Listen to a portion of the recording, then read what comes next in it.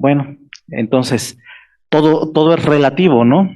O sea, tenemos dicen, un vaso medio lleno o medio vacío, digo, medio lleno, porque a la terapia aún le falta esta parte de ponerle atención a los pacientes, de saber cómo sedarlos, en qué momento aumentar la sedación, en qué momento disminuirla, en qué momento enfocarnos en la analgesia. Entonces, bueno, es la razón. Cuando nosotros llegamos a una terapia intensiva, estamos hablando de sedación en la unidad de cuidados intensivos, estamos hablando de sedación en el paciente en estado crítico, dejando a un lado la sedación que damos en procedimientos afuera de quirófano, o dejando a un lado la sedación paliativa, ¿no? En los pacientes terminales. Estamos hablando de sedación de un paciente que está inmóvil en una cama de terapia intensiva, en un lugar hostil, eh, eh, probablemente intubado, con bombas de infusión, con el monitor sonando, este, pues probablemente con una sonda de pleurostomía, con múltiples accesos venosos, a lo mejor accesos arteriales. Todo eso representa una agresión, pues muy importante para el paciente y le genera un estrés. Si a eso le sumamos el ambiente que se va dando dentro de las terapias intensivas, como son los pases de visita en donde nos ponemos a los pies del paciente y vamos haciendo comentarios con respecto a su salud, en donde a veces el paciente no está bien sedado y estamos hablando de que alguien se va a morir y al paciente se estresa. Todo esto no es inocuo, todo esto causa un estrés que se convierte pues en una situación pues física. ¿Qué pasa? Bueno, pues hay que identificar las posibles causas de estrés que se presentan en este paciente. Una de las principales causas es el dolor.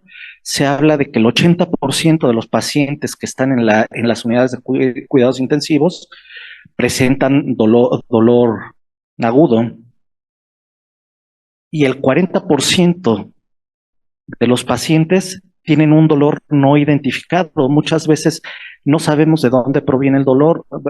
El paciente no nos va a decir. El paciente está intubado, no puede hablar, no nos puede decir me duele aquí. Y entonces sucede que a veces el dolor ni siquiera es identificado. Bueno, este estrés que se produce nos lleva a una respuesta humoral con la liberación de catecolaminas, con la liberación de glucagón, con la liberación de cortisol, que nos lleva pues a efectos metabólicos importantes, como es la hiperglucemia, el hipercatabolismo, tanto lipídico como proteico. Este, Empezamos con retención hídrica y bueno, mil cosas que le pasan al paciente y pues a razón de esto tenemos que tomar acciones, tenemos que hacer algo, tenemos que dar una intervención. En este caso puede ser una intervención farmacológica, como es la sedación y la analgesia, aunque no es lo único, porque, bueno, vamos a ver, um, la plática la vamos a llevar en base a las guías PADIS. Las guías PADIS que nos hablan, bueno, son la consecuencia de las guías PAD del 2013 y se actualizan como guías PADIS en el 2018. ¿Por qué en unas son PAD y en otras son PADIS? Bueno, en las guías PAD nos hablan únicamente de sedación, analgesia y delirio. Las PADIS incluyen dos aspectos más, que es la inmovilidad y las alteraciones del sueño. Estas, estas situaciones se vio o se ha visto que también son importantes para el manejo del paciente. Bueno, en 2016, entre las guías PAD y las guías PADISH, aparece un artículo en donde surge el concepto de ICASH, que nos habla o que trata de humanizar a las terapias intensivas. Este es un artículo alemán en donde nos habla de que la analgesia es primero. ¿Y qué hacemos? Bueno, pues, también nos habla de que hay que optimizar o que hay que darle prioridad al manejo de los opiáceos. Debe de ser nuestra primera línea de analgesia con nuestros pacientes, pero también hay que saber titular la analgesia, porque bueno, todo tiene una indicación y todo tiene una contraindicación, y si nosotros sobresedamos o sobreanalgesiamos a nuestro paciente, pues también es deleterio, también tiene impacto en la mortalidad, en los días de estancia en las unidades de cuidados intensivos. Nos habla de mínima sedación y nos habla de mantener al paciente confortable. Y uno de los aspectos muy importantes y que es complicado en las unidades de de terapia intensiva, por lo menos, por lo menos en nuestro medio, es incluir al familiar en la terapéutica del paciente. ¿En qué? Desde el hecho de identificar el dolor. Nosotros no conocemos al paciente, el familiar lo conoce toda la vida, y entonces es no identificamos qué le está pasando, ponemos al familiar y y muchas veces se ha visto que se descubre la causa de su molestia. También el familiar es muy importante en relación a la movilización y a los trastornos del sueño. Es esta parte de que trabajen en conjunto con nosotros dentro de las terapias intensivas, junto con enfermería para los cuidados mismos del paciente.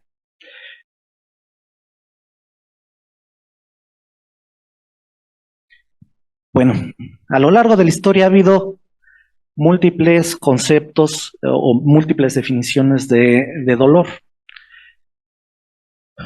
La última nos dice que es una experiencia, precisamente de las guías, nos dice que es una experiencia subjetiva, sensorial o emocional desagradable, asociada a daño tisular real o potencial.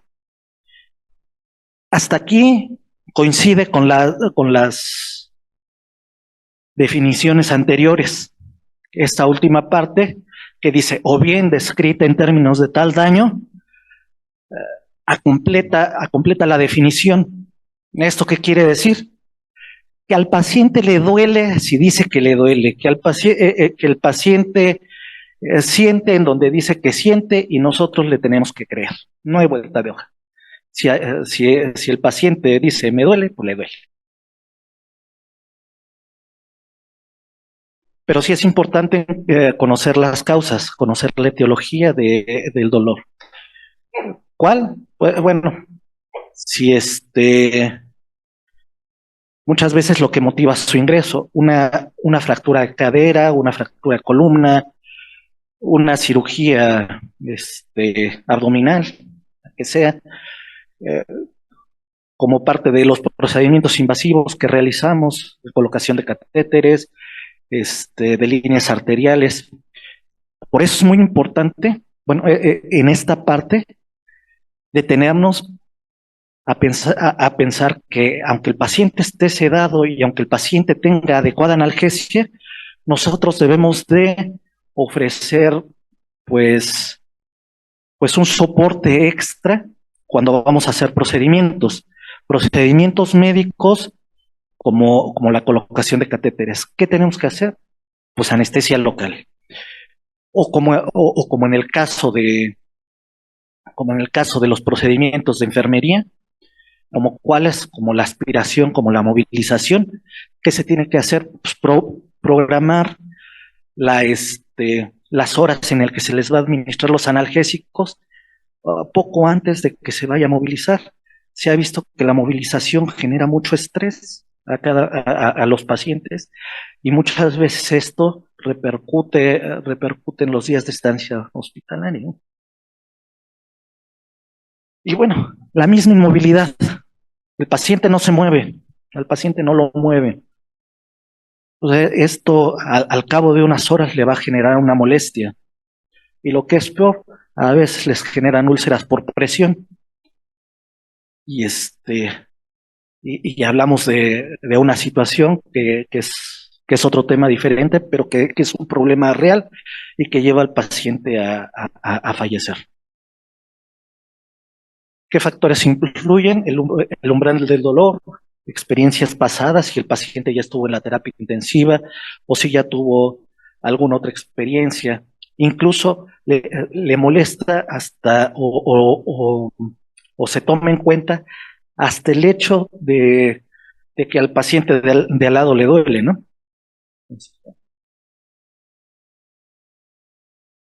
Otro aspecto muy importante para el manejo del dolor es identificar pues, el tipo de dolor. No es lo mismo un dolor agudo que un dolor crónico, este, que un dolor neuropático. De esta manera nosotros podemos ver que hay distintos tipos de dolor.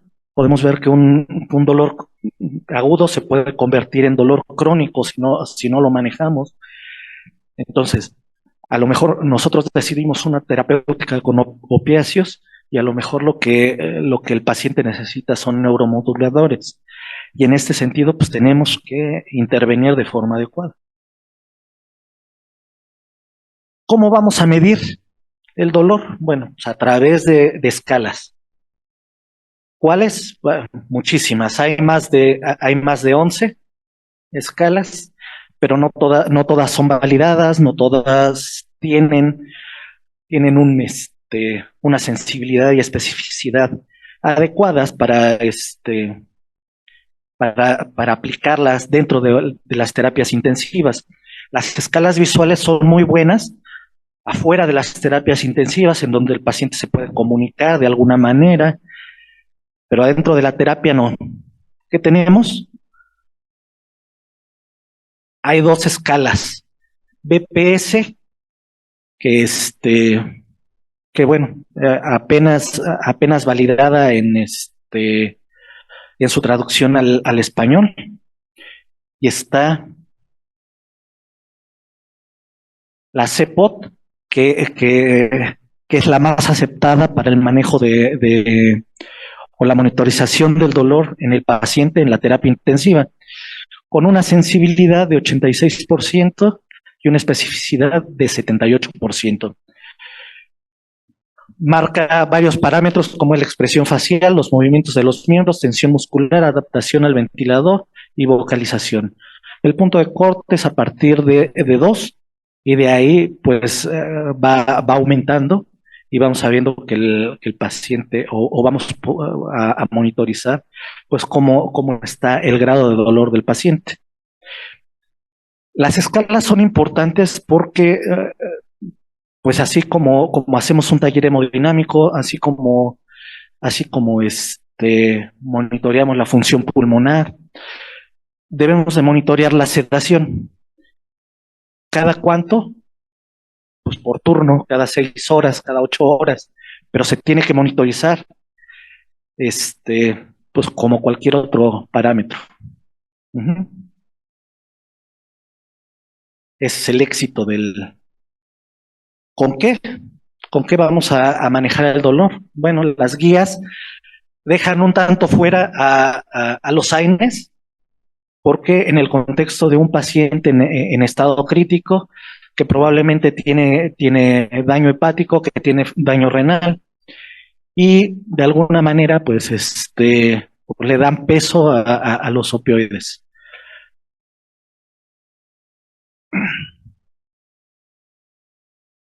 Bueno, lo más común o lo más usado dentro de las terapias intensivas es el fentanilo, con una vida media de 2 a 5 horas, con un pico de acción de 4 minutos, con dosis de 25 a 100 microgramos en bolo y de 1 a 3 microgramos por kilo por hora. Y en las guías le dan un peso alto al acetaminofén, al paracetamol. Aunque no tiene una evidencia muy alta, le están dando un peso importante como ahorrador de opiáceos. Incluso, pues hablan que hay que tener cuidado al pasarlo en infusión porque puede hipotensar al paciente. Sin embargo, a la administración oral le están dando mucho peso porque reduce los costos y tiene la misma efectividad para para ahorrar medicamentos opiáceos. ¿No? Las guías, las guías en realidad no contemplan a la buprenorfina. Esa se la aumenté porque, bueno, es lo que tenemos en nuestro medio, ¿no? Y entonces, bueno, pues es importante hacer uso de lo que tenemos. A veces o en muchas unidades va a ser imposible contar con ciertos medicamentos. Pero bueno, la buprenorfina la podemos manejar a 0.004 por kilo por bolo y en una infusión continua a 0.002 miligramos por kilo por hora. Lo que representaría como pues como mucho más de lo que normalmente utilizamos, y nos damos cuenta que estamos con una analgesia muy baja dentro de nuestras terapias intensivas. Lo nuevo en relación a la analgesia, está el monitor ANI, que es un monitor de índice de variabilidad de frecuencia cardíaca. ¿A qué se refiere? Bueno, pues a la variabilidad que hay entre una onda R y otra onda R. Se pone un monitor, se ponen unos parches como si fueran de marcapasos externo y se empieza a monitorizar. Se decodifica, se convierte en ondas parecidas a las del electroencefalograma y posteriormente pues nos da unos parámetros en el monitor. ¿En qué monitor? Pues en el monitor ANI, que actualmente lo están incluyendo en el máximo. ¿Cómo van los parámetros? Bueno, tenemos que de 50 a 70 es normal. ¿Qué nos mide la actividad parasimpática? ¿Qué quiere decir? Que aunque nuestro paciente esté sedado, aunque nuestro paciente esté con analgesia, sedación aparentemente adecuada, aunque nuestras escalas nos hablen de que el paciente está con adecuada analgesia, vamos a entrar en el punto de la sedación, en donde vamos a manejar la escala de RASS, que es la más aceptada, que tiene mejor evidencia. No nos vamos a dar cuenta, sin embargo, con la variabilidad de la frecuencia cardíaca, mínimos estímulos van a poder darnos un parámetro para decirnos, bueno, le está doliendo y hay que aumentar las dosis de opiáceos, por ejemplo, ¿no? O hay que hacer alguna intervención. Si se sale del rango de 50 a 70, por arriba de 70 está con demasiada analgesia, por abajo de 50 nos está faltando. Eso es lo nuevo, lo que viene, lo que vamos a tener dentro de poco en nuestras unidades. ¿Qué pasa? Vamos a anticipar las reacciones hemodinámicas, mejor manejo del posoperatorio, Vamos a diagnosticar la etiología del evento hemodinámico y la dosificación personalizada de opioides. Lo hicieron en un estudio con pacientes al momento del- de la aspiración de secreciones, y sí fue evidente que había estímulos y que al paciente le dolía, aunque no se movía. Bueno, sedación es un estado de disminución de la conciencia del entorno, manteniendo o no los reflejos protectores, la percepción del dolor, la capacidad de mantener la vía aérea permeable y la ventilación espontánea. O no, porque a veces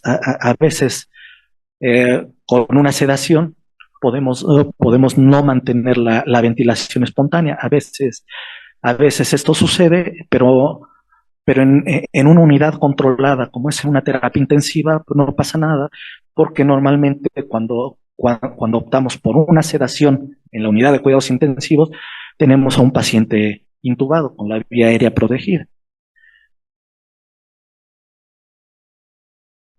¿Cuáles son los objetivos? Bueno, de entrada, con la sedación, más es menos. Nos hablan las guías PADIS, o hace mucho hincapié en el hecho de menos sedación y más analgesia.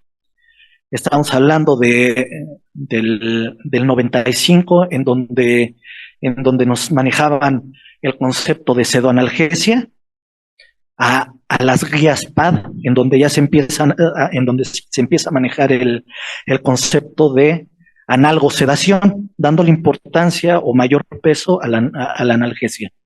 Entonces se trata de evitar eventos adversos provocados por la agitación, como que el paciente se levante, se quite el catéter, se descanalice y demás. Eventos que pueden ser incluso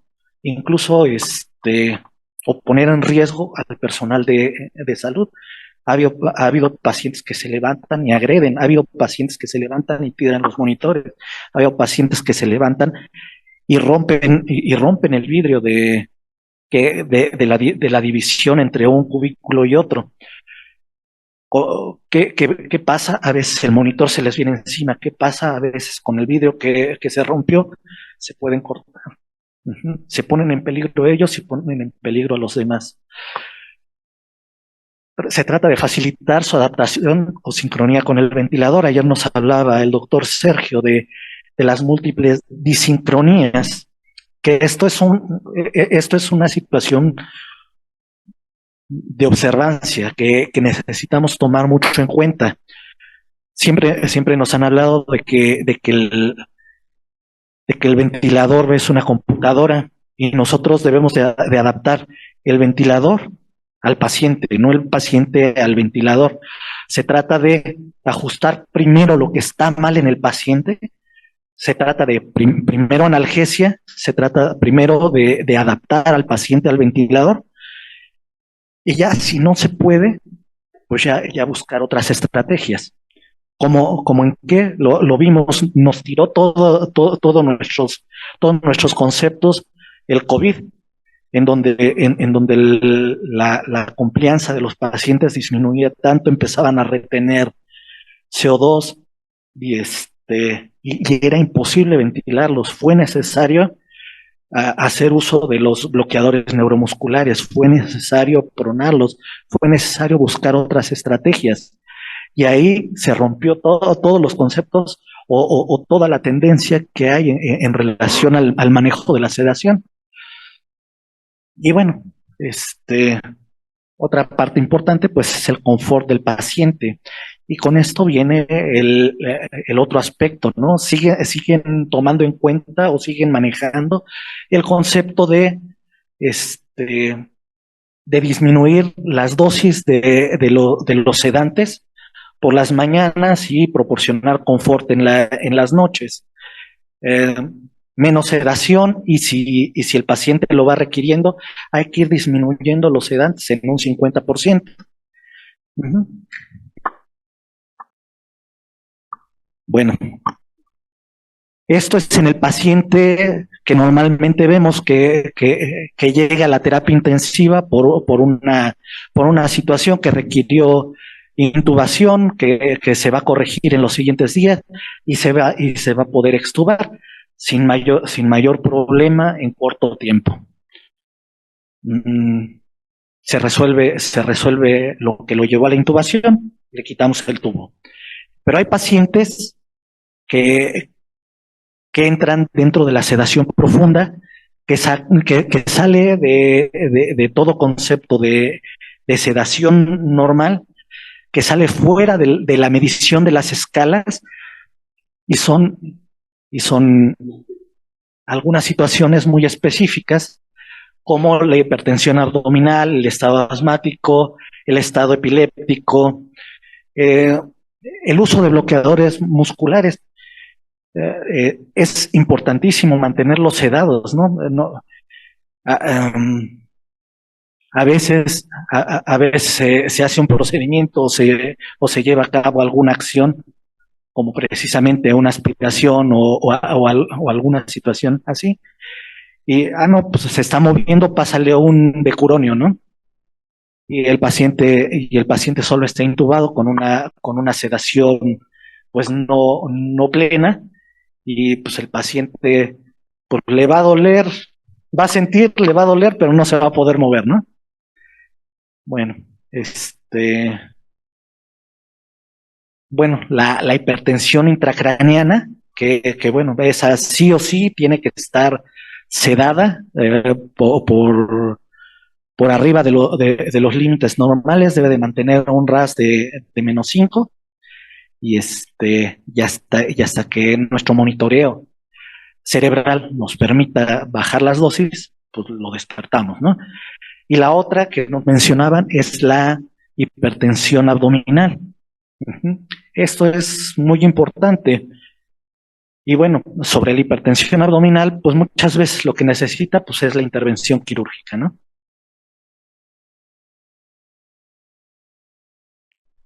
La escala de RAS nos maneja valores positivos, valores negativos. Este es el plus que da esta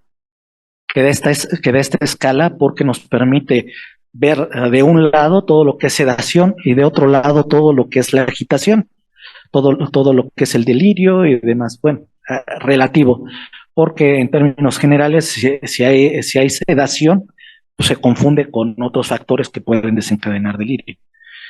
¿Va? Esta es la que tiene mayor grado de especificidad. Bueno, se han hecho estudios en donde correlacionan el RAS con el BIS, el índice biespectral, en donde a través de una fracción de ondas del electroencefalograma, nosotros podemos ver la profundidad de sedación o la profundidad anestésica que pudiera tener el paciente. Y hablo de profundidad anestésica y ahorita les digo por qué. Porque hay situaciones nuevas que vienen para la terapia intensiva también. Ajá. Y entonces tenemos, primero tenemos un monitor que nos va a marcar este aspecto. Y tenemos pues tenemos un transductor que vamos a poner en la frente, no va a ser invasivo, debe de cumplir con ciertos puntos, debe de estar bien puesto y nos empieza a dar el monitoreo. No tiene mayor ciencia, pero sí nos puede aportar muchos datos.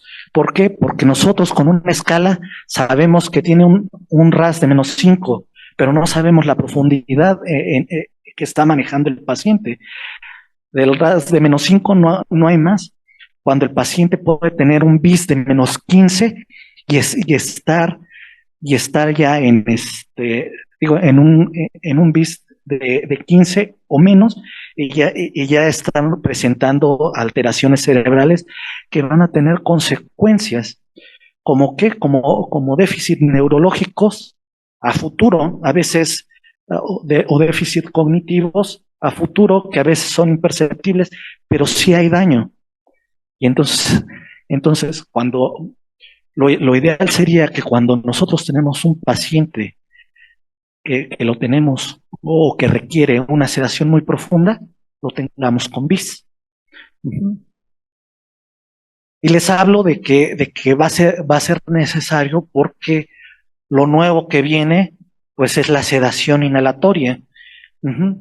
La sedación inhalatoria de la cual nos va a hablar el doctor Tendillo, en donde se van a manejar halogenados fluorados con dispositivos especiales, pero ya lo veremos. ¿Sale? ¿Con qué vamos a sedar a nuestro paciente? Bueno, las guías desestiman un poco al midazolam, lo relacionan mucho con pues con delirio, con estancias en la unidad de cuidados intensivos prolongadas y e incluso con días, por los días de hospitalización en la terapia intensiva, dice que aumenta la mortalidad. Puede ser, puede ser que sí, o puede ser la elección del fármaco. ¿A qué me refiero? Si tenemos pacientes que vamos a tener sedados por menos de 48 horas, probablemente podemos elegir el midazolam, pero si tenemos pacientes que vamos a tenerlos sedados más tiempo, pues tenemos otras opciones como el propofol o la dexmedetomidina. Aparte de estos medicamentos, hay otras opciones, pero estas son pues las más nobles o y también las que las guías recomiendan. Uh-huh. Tenemos el midazolam, que va a tener pues va a tener también sus cosas buenas, ¿no? Va a tener los efectos de las benzodiazepinas como son la ansiolisis y va a tener amnesia. Y muchas veces esto va a disminuir esta parte de los recuerdos de la terapia del paciente, ¿no? Pero bueno, las guías actualmente desestiman al midazolam. Le dan mucho auge al propofol. ¿A qué dosis? Bueno, pues de 1 a 3 por kilo por hora. Y y bueno, tiene la ventaja de que lo podemos mantener sedado por varios días.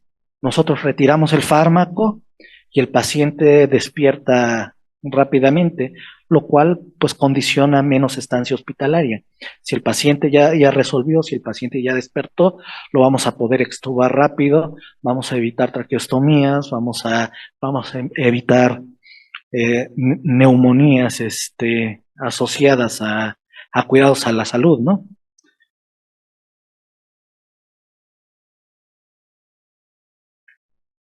No se ve bien. Esta es una línea del tiempo que nos habla que nos habla de toda la historia de la sedación desde, desde 1995 hasta la actualidad, hasta el 2021, en donde lo que les comentaba, ¿no?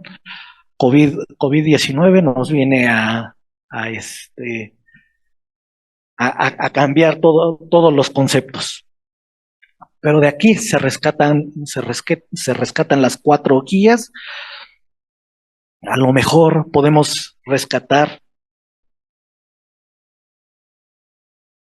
este, que es el SPICE 3, que nos habla o pretendía darle un auge a la dexmedetomidina, en donde decía, bueno, como los pacientes no requieren sedación o requieren lo mínimo de sedación, pues a todos dexmedetomidina sin ningún otro fármaco agregado.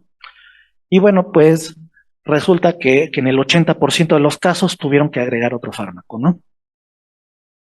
Y tenemos este non-seda, que nos habla de no sedación contra dosis bajas de sedación. Y bueno, sí fue mejor mantener al paciente con dosis bajas de sedación, ya que les proporcionaba confort ante pues el espacio hostil que era una terapia intensiva.